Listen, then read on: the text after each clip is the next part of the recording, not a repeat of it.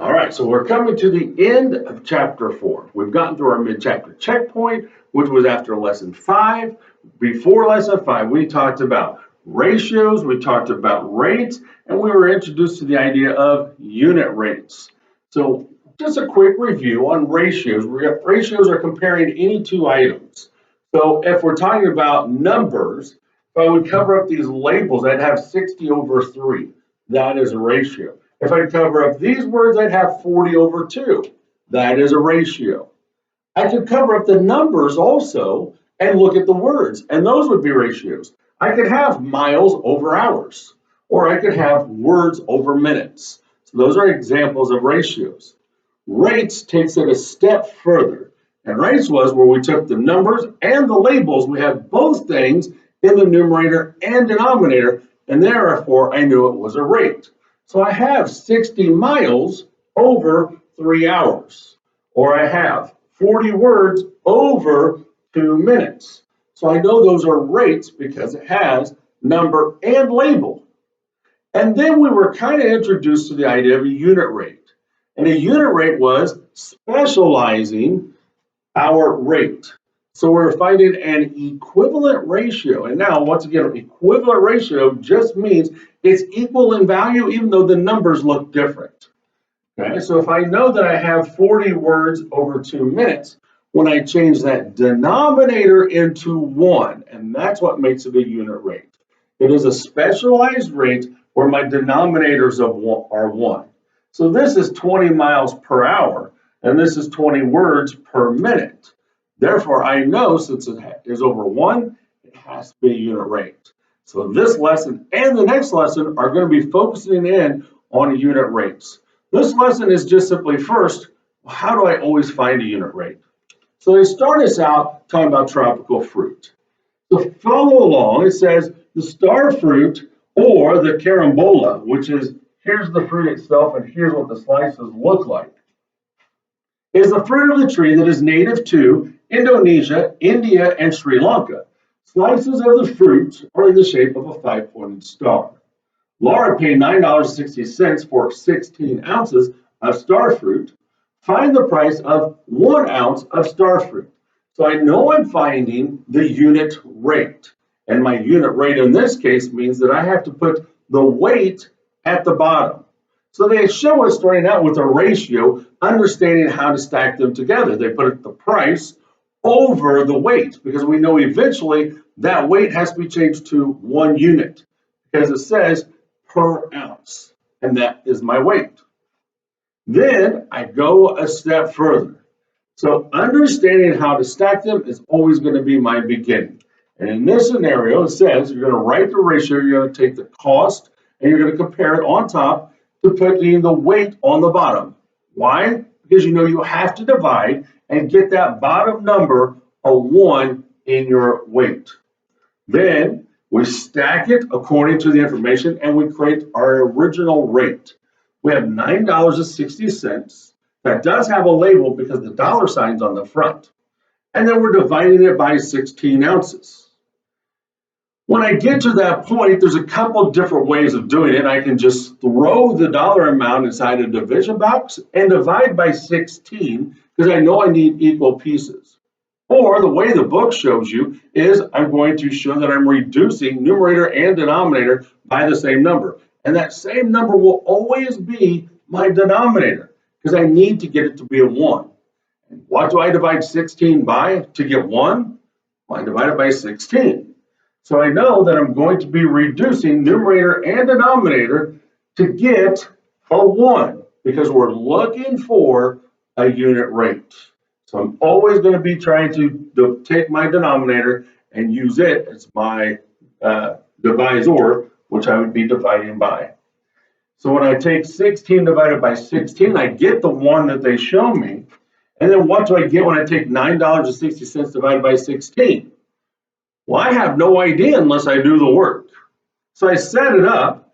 I show that I'm dividing my $9.60 by 16, and then I pick up my handy dandy calculator and I type it in, and I see that it shows me it's 60 cents. So I know my numerator is going to be 60 cents. How much is the star fruit or the carambola? Well, the star fruit is 60 cents per ounce. Or you could just say 60 cents for every 1 ounce. Either way works as a correct answer. Well, what are they telling us in question 2? Well, in question 2, we have 2 different types of birds that are going to be migrating. And we're going to figure out which one flies fastest. It says during migration, a hummingbird can fly 210 miles in 7 hours, and a goose can fly 165 miles in 3 hours. Which bird flies at a faster rate? So I know that my final answer has to be a bird because that's what it asks. Which bird flies? So we got to make sure that we answer the correct answer, not just saying, well, this is my fastest rate. So I started out being able to stack it. I know that it wants to know the fastest rate, and that's out of 1 hour. So my hour has to be on the bottom when I start my original ratio, distance over hour. Then I plug in my information for my rate overall. So I go with my hummingbird, which is 210 miles over 7 hours. And then I go with my goose, which is 165 miles over 3 hours. Then I start my division. And what am I going to divide by? Well, once again, it's a unit rate, so my denominator has to become 1. So I'm always going to divide or reduce by whatever my denominator is. In this case, it's a 7. When I take 7 divided by 7, I get 1. When I take 210 divided by 7, pick up my handy-dandy calculator, type it in, 210 divided by 7 equals, and I see I have 30. So my unit rate for the hummingbird is 30 miles per hour. For my goose, what do I have? Well, I have my 165 miles over 3 hours. I know I'm going to reduce by 3. That means dividing numerator and denominator by 3 because I need that denominator to be 1 in order to be a unit rate. So when I reduce by 3s, I know 3 divided by 3 is 1, but what is 165 divided by 3? Handy dandy calculator, 165 divided by 3 equals, and I see that I get 55. So I can then answer my questions. Blank miles per hour is faster. Well, which one's faster? Well, 55 is definitely going faster than 30. So I know that 55 miles per hour, once again, when I say per hour, that is showing my denominator there, over 1. It's faster than the 30 miles per hour, and my per hour, once again, that's my denominator of 1. So the blank flies at a faster rate. Well, the blank, once again, as we said, it says which bird. So I have to find which bird is flying at 55, and that would be the goose. So the goose flies at a faster rate. So it's focusing in on what to do, showing the steps on what these are the steps, and then finding the right answer as to what's being asked. And it was asking about a bird, which is a goose. So now let's apply it to going to the grocery store, talking about apple juice. It says a 64-ounce bottle of apple juice costs $5.76. A 15-ounce bottle of apple juice costs $1.80. Which item costs less per ounce? Now, in this scenario, it really depends on when you're going grocery shopping. Do you have a larger amount to spend, and therefore buying the best deal is really going to save you money overall? Or are you limited on the amount of money that you can spend, and therefore you need apple juice, so I want to spend less? In this case, we want to see how much I'm going to spend per ounce inside the bottle and figure out which one is the better buy overall. So I start out with my 64-ounce bottle. I know that it is $5.76 for the 64 ounces because that's what it says. Now notice what they've done to you. They have switched the order of this information in the story problem. It's simply to make sure that you're paying attention, maybe trying to trick you a little bit. But if I know that I need to divide it into every ounce to see which one is the better buy, then it doesn't matter what order goes in up here because I know it has to be in the bottom by the way the question is asked. I'm then going to figure out that, well, if I need 1 ounce in my denominator, that means I'm going to reduce by my 64. That means dividing top and bottom by 64. 64 divided by 64 gives me my 1 ounce, which I need, and therefore my $5.76 divided by 64, type it into my handy dandy calculator, 5.75 or 76, excuse me, divided by 64 equals, that's going to give me 9 cents. So I know in the bigger bottle right now, for every ounce that I'm getting, I'm spending 9 cents. But what about the smaller bottle? I know it's cheaper when I go to pay for it up front, but is it a better buy? So I'm going to take my 15-ounce bottle. I'm going to find out how much it costs per ounce. Doesn't matter that it's listed in the opposite order up here, because I know what order I need to put it in to get my ounce in my denominator. I'm going to take my $1.80. I'm going to divide it by the 15 ounces that it is. So I'm going to divide 15 and 15 for numerator and denominator. 15 goes into 15 one time, which is what we need in our denominator to get our unit rate. And therefore I type in 1.80 on my calculator divided by 15 equals, and I'm going to get 12 cents. So then when I step back and look at it, which is the better buy? Well, I know that blank per ounce is less expensive than blank per ounce. Well, 9 cents per ounce, once again, that's my denominator, is less expensive than 12 cents per ounce. So therefore, the blank ounce bottle costs less per ounce. Well, if the 9 cents is a better buy, that's my 64-ounce bottle. Should be pretty easy to understand, I'm hoping. It's just reading the story problem and truly understanding what it's asked. And as you're doing your assignment tonight, if you don't know what exactly it's asking, then come and ask questions. Or you do have some classmates, if it does confuse you, you're more than happy, or more welcome, excuse me, to ask them for some help. This one talks about eggs. So I have, at a grocery store, a dozen eggs cost $1.20. At another store, 1.5 dozen eggs cost $12.16, which is the better buy. So as I was thinking about this, I forgot to put up here what a dozen is equal to. And hopefully we already know, but maybe you've come to 6th grade, and that's just one of those little itty bitty nuggets of information that you've missed. A dozen is 12. It's always 12. We might get into a story problem a little later on that talks about a baker's dozen, and a baker's dozen is 13. Okay? But when we talk about a dozen, it's 12. And therefore, if I have a dozen and a half, then I have to know that that's 12 plus half of another dozen. And half of 12 is 6. So 12 and 6 make 18. So that would be a dozen and a half. That's where these denominators are going to come from. So I'm going to start with my store one. My store one at the grocery store says that I have a dozen eggs and it's $1.20. I need to see which is the better buy, so I need to figure out how much every single egg costs in both of these ideas. So I'm going to stack it with cost over the number that are there, the individual eggs. I'm going to have the $1.20 divided by 12, and in store two, I have that 1.5 dozen, and we said that was 12 plus 6, which is 18. So I know I'm going to have $2.16 divided by 18. All right. So then I just simply do the math. I know that I need a denominator of 1, so I'm always going to reduce by that denominator. So here I'm showing that I'm reducing by 12 and 12. 12 goes into 12 one time, which gives me my denominator that I need. But what about this numerator? So I have $1.20 has to go inside the box, divided by the 12. I raise my decimal, and then I take $1.20 divided by 12 inside my calculator equals, and I get 10 cents.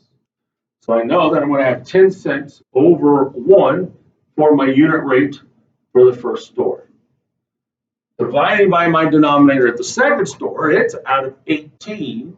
So I know that I'm going to get 18 divided by 18, which is 1, so it's out of 1A. But I have to divide the $2.16 by 18 to figure out what that cost is per egg. I take 2.16 on my calculator, divided by 18 equals, and I see that it is 12 cents per egg. So if that's the case, then it says the unit price is lower at store what? Well, store one, since I have 10 cents per egg compared to 12 cents per egg, then I know that's going to be my better buy, and therefore store 1, so a dozen eggs for $1.20 is the better buy. All right. So what do our homework questions look like? So here are 4 examples of what your homework questions are going to look like. What the directions ask for and how the question is set up will determine on what your answer is going to look like. This one says to write a rate as a fraction and then find the unit rate. So in question 1 and 2, those are going to be applied to those directions. Therefore, I have 2 answers that I have to find. Write the rate as a fraction. Sarah drove 72 miles on 4 gallons of gas. So my first step is to put those in order of 72 miles per gallon. So I know I'm going to have 72 miles over 4 gallons. That's my first one that it asked for, so my first point's there. But then it says, then find the unit rate. So in order to find the unit rate, I have to get a 1 as my denominator. It's always my goal. And if 1 is my denominator, then I have to divide by this denominator. I have to reduce both top and bottom by the 4 that I'm given. 4 divided by 4 does give me my 1 gallon, but 72 divided by 4 gives me what? If I take my handy dandy calculator, 72 divided by 4 equals, I have 18 miles. So my unit rate, once again, a unit rate has a denominator of 1, and that's the whole focus of this lesson. It has to have 1 in my denominator, so it's 18 miles over 1 gallon. I have found my second point that it's asked for. So I've showed all this work, gives me a point. I have my first answer, which is my rate. Second point, notice on my rate, I have my numbers and my labels. Got to have both. And then I have my third point, because I now have my unit rate. So each of those that you're working on your homework are going to be worth 3 points. The second one says, Dean paid $27 for 4 movie tickets. So I have to find my rate, then I have to find my unit rate. So my rate, since we're always looking at it per ticket, that means that my cost has to go over my items. Now, as I'm looking at it, I can see that I didn't do that correct because I didn't include my label at the bottom. Now, I was told that this should work. And it doesn't. All right, so my smartboard isn't still working. It's supposed to be fixed sometime this week, but this should be $27 over 4 tickets. I apologize, I don't have the correct answer out there. But that would therefore be my first answer if I had the right label there. So make sure you have the label in your book to show you $27 over 4 tickets. Someone asked last week, can I just put the letter T if that was the case for tickets? Absolutely. Always use that letter unless they're the same letter, and then I have to be more specific. Now I have to find my unit rate, which means I have to get a denominator of 1, right? So you're going to show that you're reducing numerator and denominator by the denominator that's given. So I'm reducing by 4s. 4 does go into 4 one time, and 4 goes into 27 6.75 times. So once again, I left off tickets. I don't know why I did that on this one, but it should be $6.75 per or over 1 ticket. So make sure you have that label there. That would therefore provide me with my second answer, so I would have all 3 points. This one is set up differently, and therefore it's not going to be applied to here's my 2 points that I'm looking for. It asks for you to find something completely different. Amy and May have to read But Not Buddy for a class. We'll read But Not Buddy also. Amy reads 20 pages in 2 days. May reads 35 pages in 3 days. Who reads more? Who reads at a faster rate? So I'm looking for a person's name in my final answer on this question. So I have to start by finding the original rates for both of these girls. So I have 20 pages in 2 days, and that's for Amy. And then for May, I have 35 pages in 3 days. Then I have to break them down into their unit rates so I can do an even comparison. I have to make sure that I reduce them both down to 1s. So on here, I have 2 in my denominator. I'm going to reduce top and bottom by 2. 2 does go into 2 one time. That's what I need. and 2 goes into 20 10 times. So I have Amy that reads at 10 pages per 1 day. Now I have May who reads 35 out of 3, and therefore the 3 is what I have to reduce by. So I'm going to reduce top and bottom by 3. 3 does go into 3 evenly one time, but when I divide my 35 by 3, I get 11.666666. So what we do is we just simply round to 7. So we're going to say 11.7 days. We could round up and do 12. That works also. Either way is acceptable in this scenario. Because it really doesn't matter as to what the unit rate is, other than can I tell who reads at a faster rate? Yes, 11.7 pages per day is faster, and therefore May, M-A-I, is the correct answer, because she reads faster than Amy does. Number 4 then says, an online music store offers 5 downloads for $6.25. Another online music store offers 12 downloads for $17.40. Which store offers the better deal? So I'm going to have to start by putting them both in their rates. The store 1 shows me $6.25 over 5 downloads. And then my second store shows me $17.40 over 12 downloads. Once I have my original rates, then I can do the math to then lead me to the right answer. I know for my first store, I'm going to reduce by 5s because there are 5 downloads in that offer. I'm going to take 5 divided by 5, which gives me my 1, which is what I need for my unit rate. And the $6.25 divided by 5 gives me $1.25. So I have $1.25 over 1 download.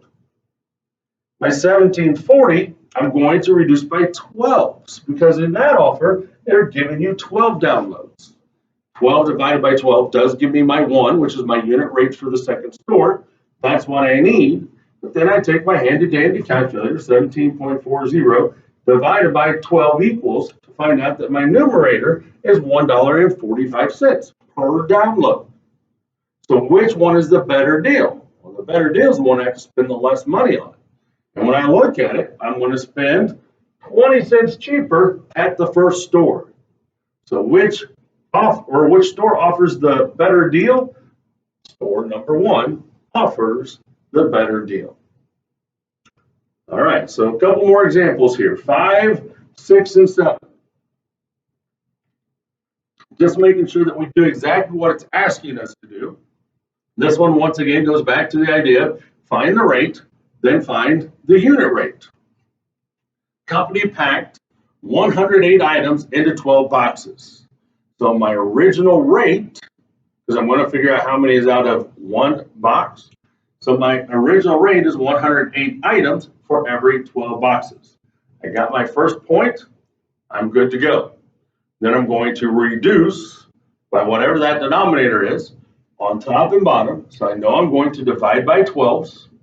When I do 12 divided by 12, it gives me my denominator 1, which is what I need for my unit rate. And then on my handy-dandy calculator, I type in 108 divided by 12 equals, and I see that it is 9 items. So there are 9 items per box, and that is my second question, so I get my second point. Showing work, first answer, second answer, 3 points for the question. Number 6 says there are 112 students for 14 teachers. So I'm going to figure out how many there are for 1 teacher. Let's start with my original rate. I'm going to have 112 students out of 14 teachers. That's my first answer. I'm going to reduce by what? So hopefully you thought 14, because that's what my denominator is, and I need a unit rate, so I need a denominator of 1. So I'm going to reduce by 14s. 14 over 4, or divided by 14 does give me 1, and 112 divided by 14 tells me that I have 8. So my unit rate is 8 students per 1 teacher, and therefore I get my second answer. Number 7 follows a different pattern, so the answer has to look different. This says Jeff charges $27 for 3 hours of swimming lessons and charges $31 for 4 hours. How much more does Jeff charge per hour than Ann? So I have to know what my rates are to find my unit rates to figure out how much more. All right, so let's start out. Jeff charges $27 for every 3 hours, and Ann charges $31 for every 4 hours. So now I have to reduce down to get a denominator of what? 1, right? So here, I'm dividing by 3's. So I'm going to reduce by 3's. 3 goes into 3 one time. That has to be my denominator. And 3 goes into 27 9 times. So I know that it's $9 for every 1 hour that Jeff charges. And it's 31 over 4, so I know I have to reduce by 4's, right? So I'm going to take my 31 over 4, reduce by my 4's. 4 does go into 4 one time. And 31 divided by 4, well, that's a decimal. So 31 divided by 4 equals, on my calculator, $7.75. So Ann charges $7.75 per hour. Now, it doesn't ask who's more expensive or who is cheaper. It asks what the difference is between the two. How much more does Jeff charge than Ann? So now I have to take how much it costs per hour, which is $9, and the $7.75, and subtract those to figure out how much more. So $9 minus $7.75 gives me $1.25.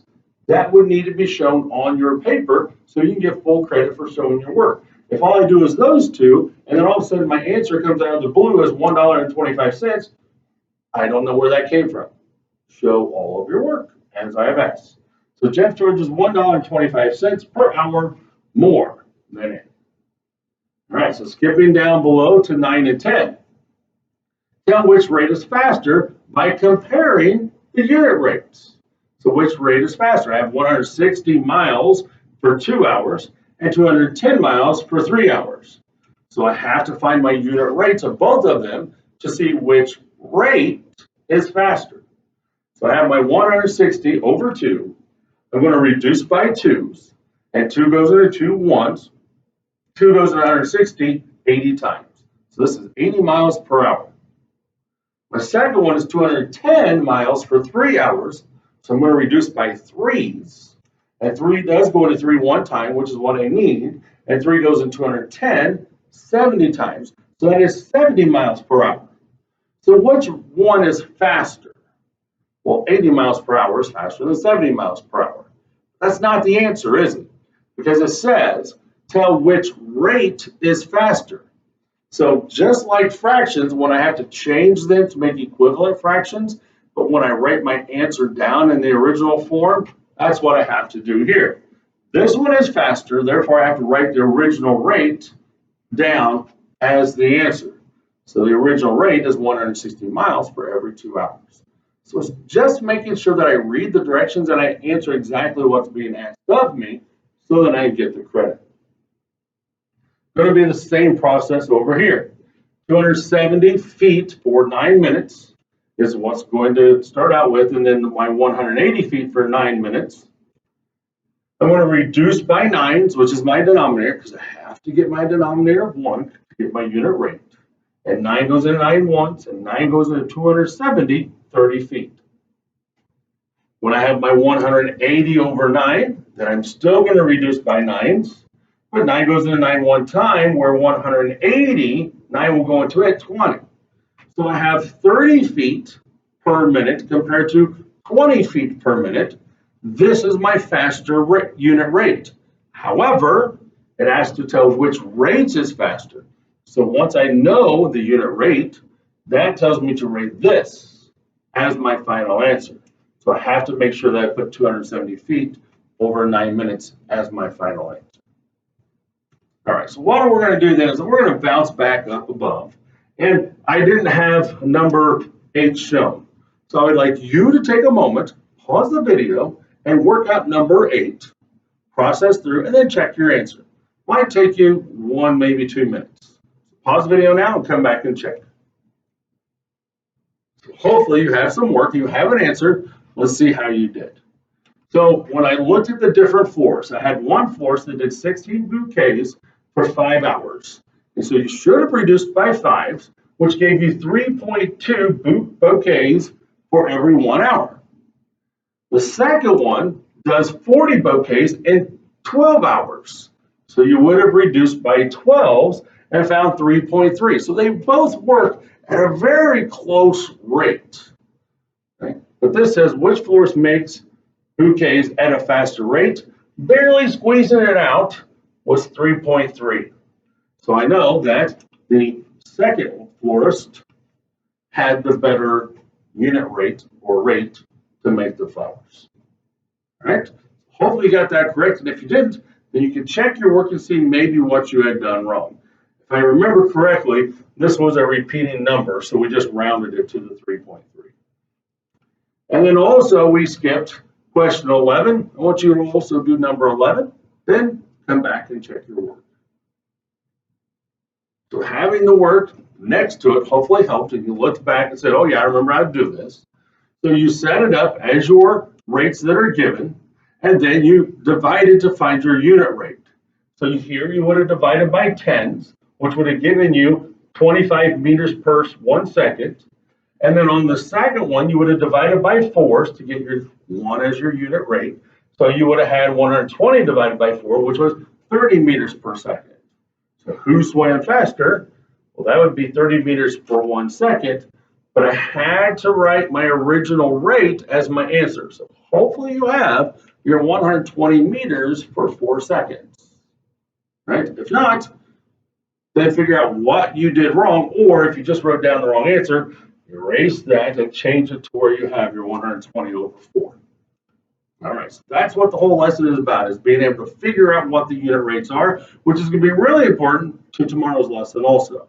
So you have page 247, questions 2 through 8, and then on the back you have questions 1 through 6. If you have any questions while working it, you're more than likely to come and ask me, or anyone else that you know has it, and maybe you have some questions and they're willing to help you, then you may ask them as well.